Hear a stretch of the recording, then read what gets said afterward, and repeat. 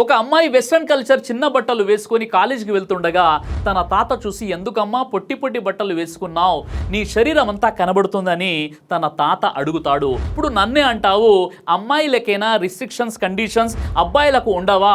మీ మనవడు ఎలాంటి బట్టలు వేసుకున్నా ఇంటికి రాత్రిపూట ఎప్పుడు వచ్చినా ఏమీ అడగరు ఎందుకని?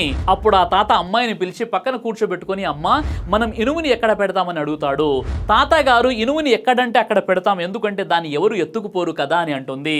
తాత మళ్ళీ ఆ అమ్మాయిని మనం బంగారాన్ని ఎక్కడ పెడతామని అడుగుతాడు. ఆ అమ్మాయి తాతగారు మనం బంగారం లాకర్లోనో లేదంటే బీరువాలోనో చాలా జాగ్రత్తగా పెడతాం, ఎందుకంటే అందరి చూపులు దాని మీదే ఉంటాయి కాబట్టి. అప్పుడు తాత అంటాడు, అబ్బాయిలు ఇనుము లాంటి వాళ్ళు, ఎక్కడ పెట్టినా ఏమి కాదు, ఎవరు ఎత్తుకుపోరు, కానీ అమ్మాయిలు బంగారం లాంటి వారు, అందరి చూపులు వారి మీదే ఉంటాయి, అందుకే వారిని జాగ్రత్తగా చూసుకోవాలి. తర్వాత అంటాడు, బయట మృగాలు తిరుగుతున్నారు, మీ పిల్లలు కూడా జాగ్రత్త అని.